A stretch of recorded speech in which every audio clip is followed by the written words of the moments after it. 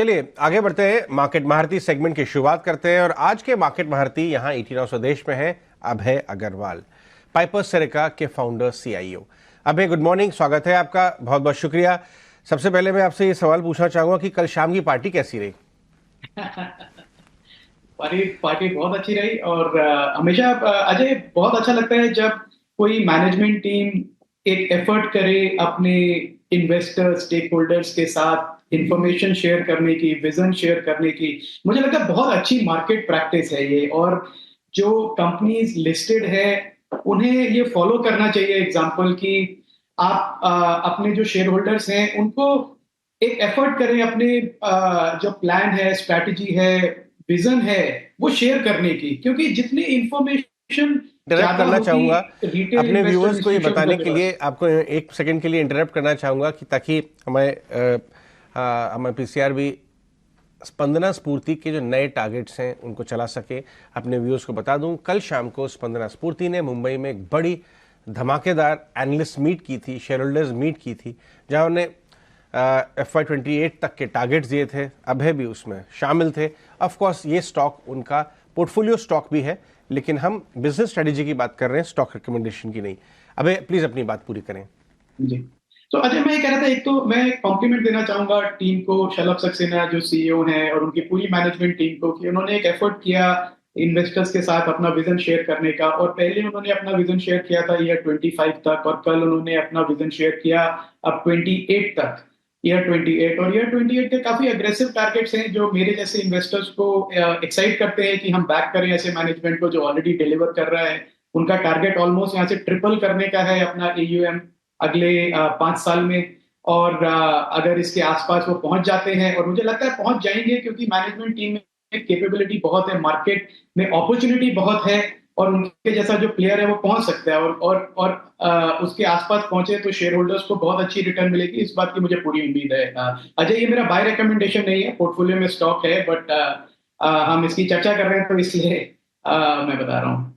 ये डिस्क्लेमर हम बार बार लेते रहते हैं, और हम बात भी कर रहे हैं कि ये एक चर्चा है बिजनेस मॉडल पे, बाय सेल रिकमेंडेशन नहीं है। एक और बिजनेस मॉडल, बहुत ही शानदार बिजनेस मॉडल, पिछले कुछ सालों से प्रेशर में था, और वो है इंडिया के जेनेरिक फार्मा एक्सपोर्टर्स। कई साल के एक प्रेशर में, जहां पे एक तरफ तो ड्रग्स प्राइसिंग में बहुत प्रेशर था क्योंकि प्राइसिंग नीचे आ रही थी यूएस मार्केट में, और रेगुलेटरी जिसे कहते हैं कार्रवाई भी बहुत कस गई थी यूएस एफडीए की तरफ से। उसके बाद चीजें बदली, यूएस में ड्रग शॉर्टेजेस हो गई हैं, रिवर्स हो गया है साइकिल। और पिछले कुछ महीनों में हमने देखा है डीआरएल, सिप्ला, लुपिन, उन्होंने नतीजे तो अच्छे दिए ही हैं, लेकिन आगे की गाइडेंस भी अच्छी दी है। ऐसे समय में हमने देखा कल एक बचूपली प्लांट का इंस्पेक्शन के डर से बाजार ने डीआरएल को बहुत जोर से एक तरह से पनिश किया। आज वो थोड़ा ठीक हो गया है, लेकिन मैं इस अपॉर्चुनिटी की बात कर रहा हूं क्योंकि फार्मा कई साल के बाद रिवर्स होके आ रहा है।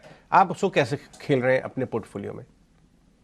अजय, मुझे लगता है large cap pharma, generic export, CDMO की तो हम बात करते रहते हैं, पर एक जेनेरिक एक्सपोर्ट है, ये एक ऐसा बिजनेस है अजय जो अब वापस पिकअप करेगा। और इसका रिजल्ट जो है वो हमें अर्निंग्स ग्रोथ में दिखेगा। लार्ज कैप फार्मा कंपनी जैसे आपने नाम लिया, डॉक्टर रेड्डीज, सिप्ला, सन फार्मा, और दिख भी रहा है।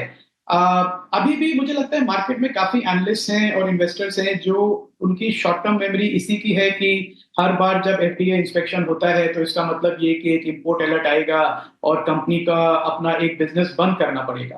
पर अब जो मैं देख रहा हूं अजय, वो मुझे क्लियरली दिख रहा है कि यूएस में एक जेनेरिक्स की शॉर्टेज हो रही है। और वो इसलिए हो रही है क्योंकि प्राइसिंग प्रेशर की वजह से काफी ग्लोबल सप्लाई जो है वो बंद हो गई। वो कंपनीज इतने इनएफिशिएंट हो गए कि उन्होंने वो बिजनेस ही बंद कर दिया, वो प्राइसिंग प्रेशर को नहीं झेल पाए।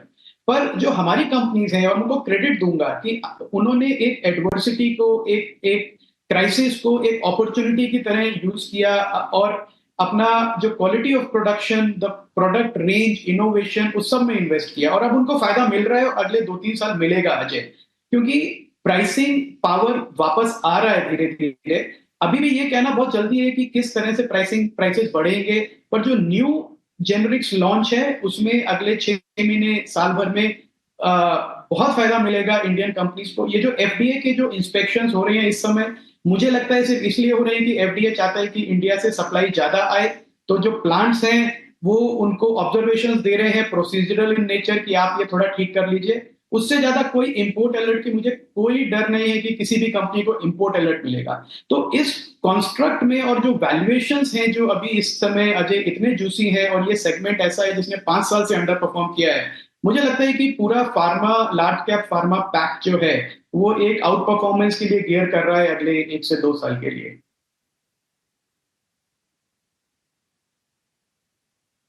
अभय, पहले तो शुक्रिया, आप समय दे रहे हैं आज आप ET न्यूज़ देश को। एक और चीज़ आपसे पता करनी है, वो कंजम्पशन को लेकर है। अभी आप ग्लोबल फैक्टर के हिसाब से फार्मा को कनेक्ट कर रहे थे। मैं सीधा डोमेस्टिक फैक्टर पे आ जाता हूँ।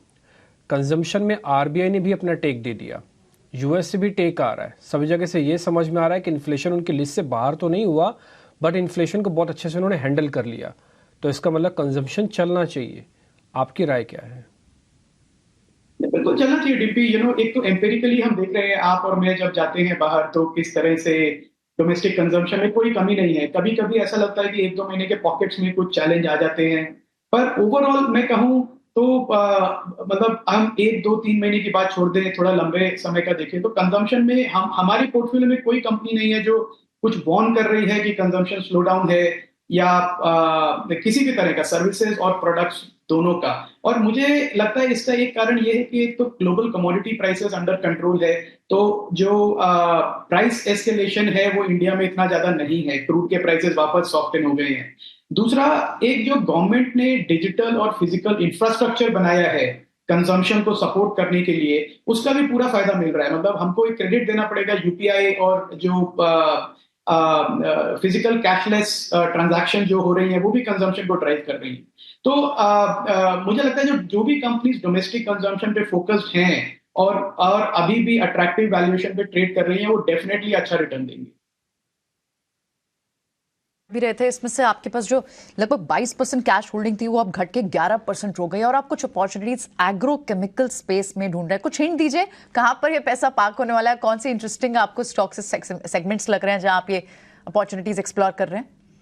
जी प्रियंका, अगेन बाय रिकमेंडेशन नहीं है, पर सिंस आपने पूछा तो एक एग्रो केमिकल स्पेस ऐसा है जो हमने जितना रिसर्च किया हमको लग रहा है कि बीटन डाउन सेक्टर है जिसमें अब वापस थोड़ा एक प्राइसिंग पावर आ रहा है। चाइना से डंपिंग बहुत हुई, पिछले साल भर हुई, और जो चाइना प्लस वन का जो एक बेसिक इन्वेस्टमेंट थीसिस था वो पूरा गायब हो गया।